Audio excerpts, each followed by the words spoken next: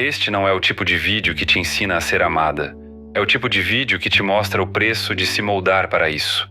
E por isso, muitos homens prefeririam que você não visse.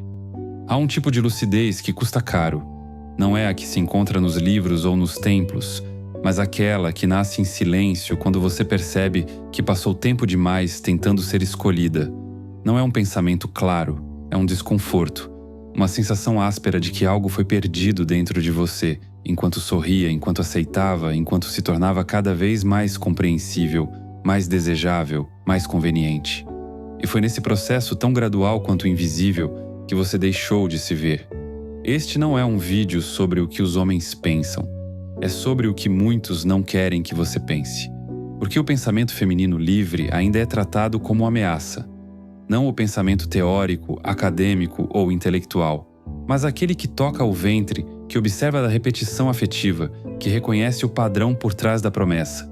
O pensamento que diz: isso não é amor, é contrato. Isso não é cuidado, é domesticação.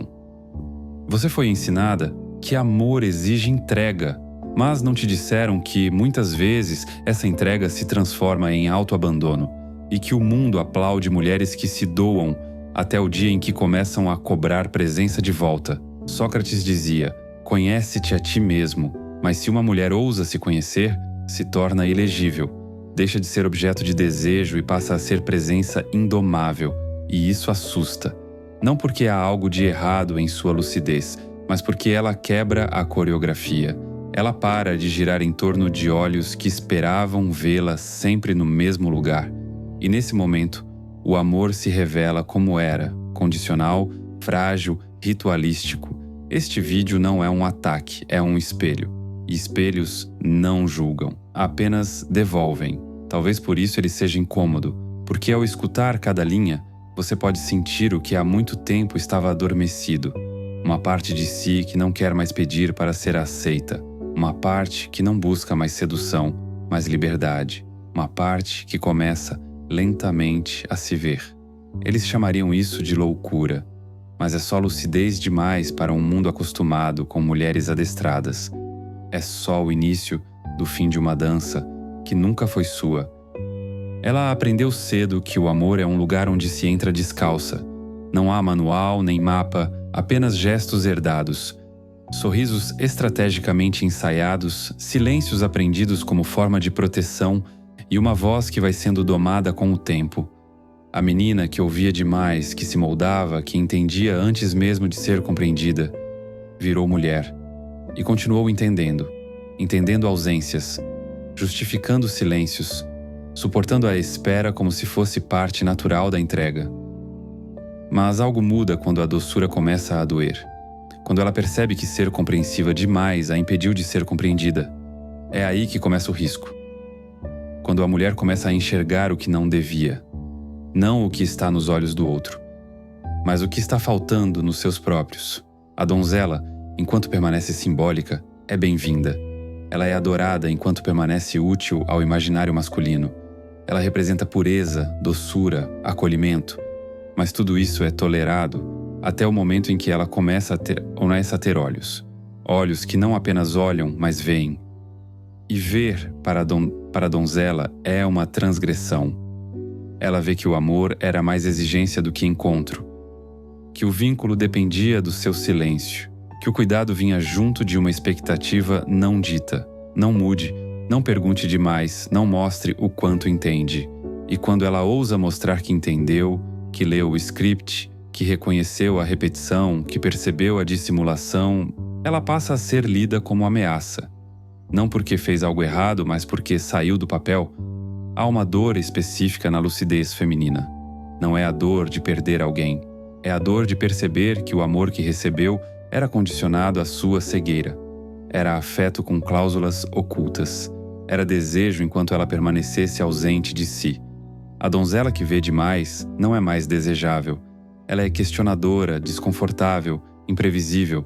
E para muitos homens isso soa como loucura. Mas é só o retorno do olhar. É o momento em que ela para de ser reflexo e se torna presença. Ela ainda ama, mas não se curva. Ainda sente, mas não se cala. Ainda oferece, mas não se apaga. e por isso, eles preferem que ela continue dormindo, porque uma mulher que enxerga demais não volta mais para o papel que escreveram para ela. Ela reescreve, e nesse ato deixa de ser desejada para começar a ser temida, e depois livre. Há uma forma de submissão que não se impõe, se aprende. Ela não vem de ordens ou gritos, mas de pequenos silêncios que se acumulam, de elogios que exaltam sua leveza, sua paciência, sua capacidade de ceder sem fazer cena. E com o tempo você entende.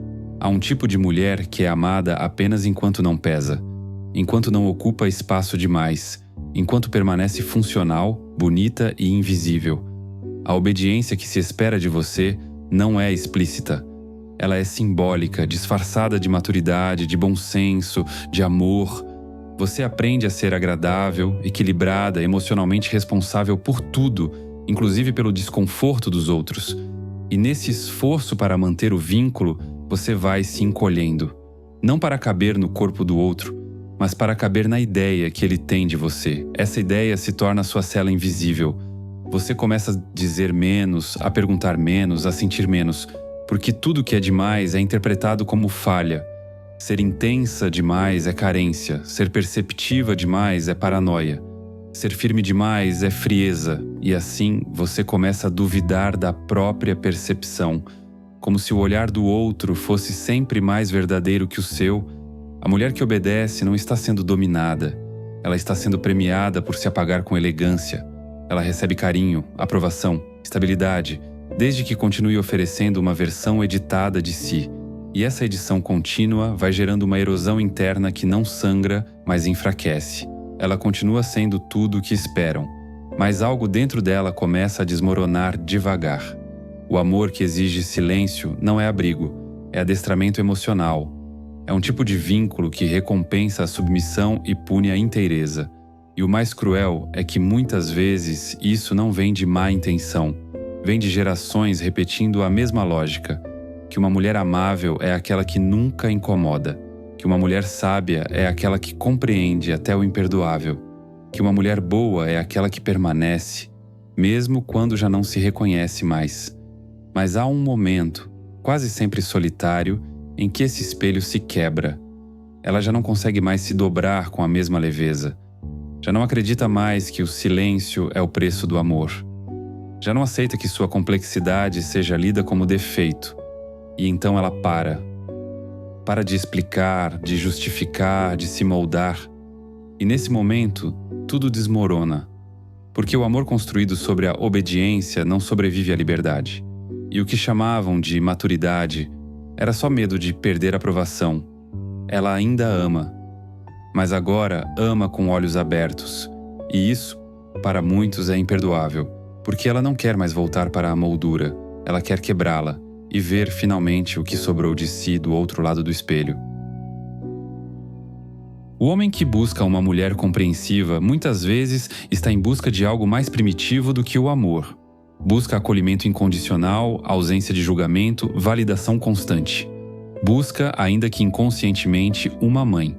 Não a figura materna literal, mas o arquétipo. Alguém que o aceite independentemente de sua ausência, sua raiva, sua evasão emocional. É aí que a relação adoece. Porque ela se vê diante de um homem que a deseja, mas que não suporta sua inteireza. Ele quer sua doçura, mas não sua lucidez. Quer seu corpo, mas não suas perguntas. Quer sua entrega, mas não sua presença total. E cada vez que ela aparece por inteiro, ele se retrai. Como quem diz, sem palavras, não era isso que eu esperava. A verdade é que muitos homens não foram ensinados a amar mulheres reais, foram ensinados a amar projeções, figuras suaves, seguras, que não exigem confronto. E quando se deparam com uma mulher desperta, que pensa, que sente, que questiona, não sabem o que fazer. Sentem-se ameaçados, pequenos, dispensáveis, porque ela não precisa deles como suporte, ela os quer como presença. E isso exige mais do que força, exige maturidade. Mas há um dilema profundo aqui. A própria cultura os moldou para buscar essa mulher que cuida, mas não cobra, que conforta, mas não exige, que acolhe, mas não revela, e quando encontram alguém que os obriga a crescer, a sair da zona emocional infantil, muitos fogem, porque não estão preparados para a mulher que não deseja mais ser mãe de ninguém.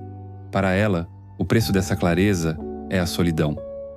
Ela assiste ao afastamento do homem que dizia amá-la e ouve explicações racionais que escondem o incômodo real. Ela parou de ser confortável, mas há algo sagrado nessa ruptura.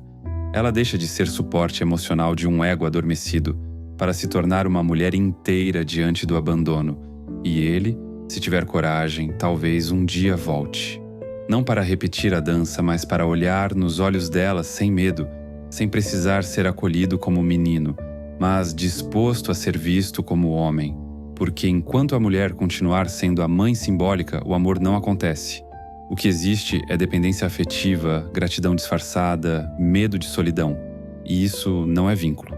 É repetição traumática. Ela ainda ama, mas já não espera ser amada por quem não sabe ficar diante de uma mulher desperta. Ela não quer mais cuidar, ela quer caminhar ao lado, e por isso é chamada de difícil.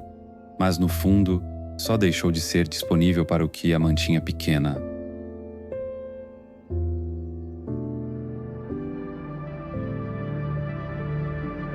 Nem toda violência vem em forma de grito.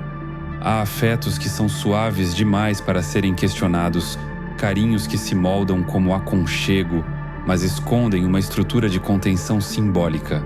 A mulher recebe gestos doces, palavras bonitas, uma presença aparentemente amorosa, e ainda assim, algo nela começa a adoecer. Não há ferida visível, mas há uma erosão interna, constante e silenciosa. O amor que aprisiona não se mostra brutal. Ele se apresenta como cuidado, como zelo, como gentileza. Mas exige que ela permaneça previsível. Exige que ela continue a caber.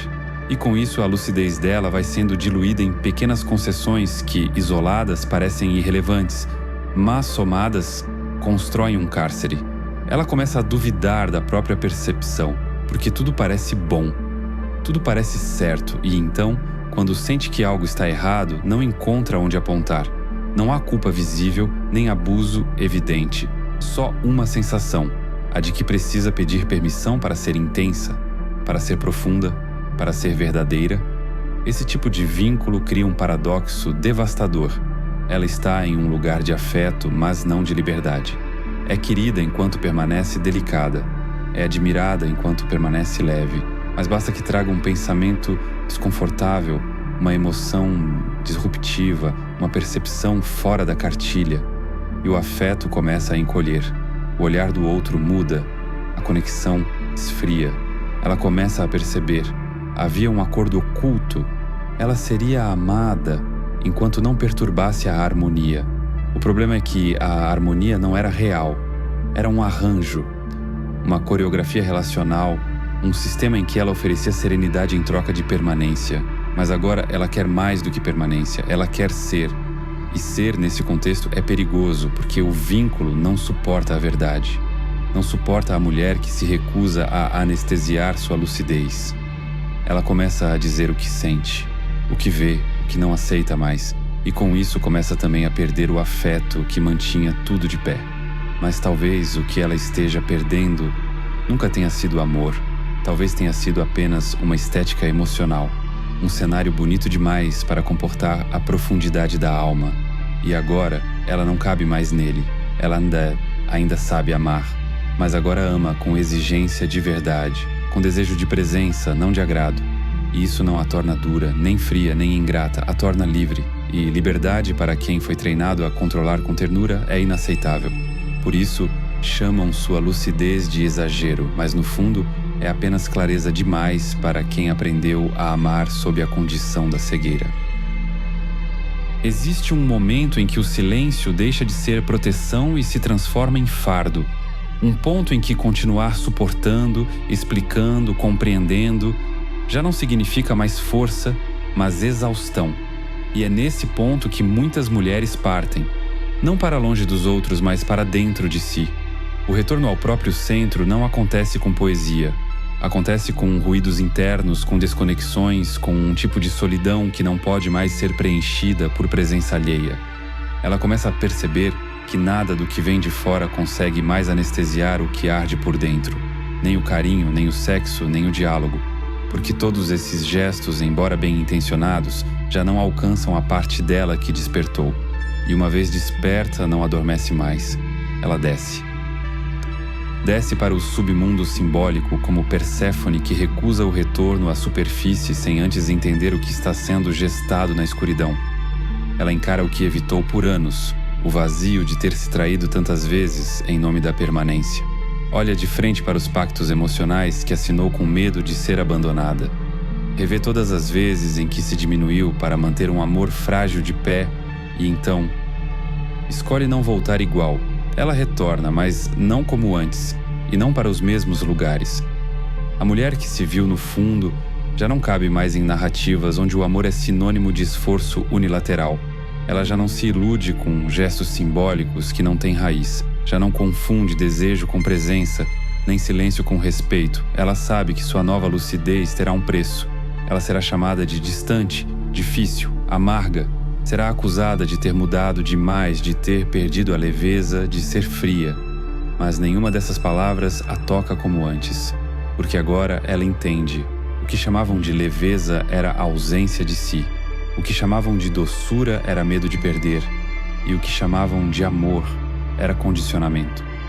A mulher que voltou do submundo sem ser salva não quer mais ser redimida. Ela não busca mais quem a compreenda. Ela busca quem não tema sua inteireza.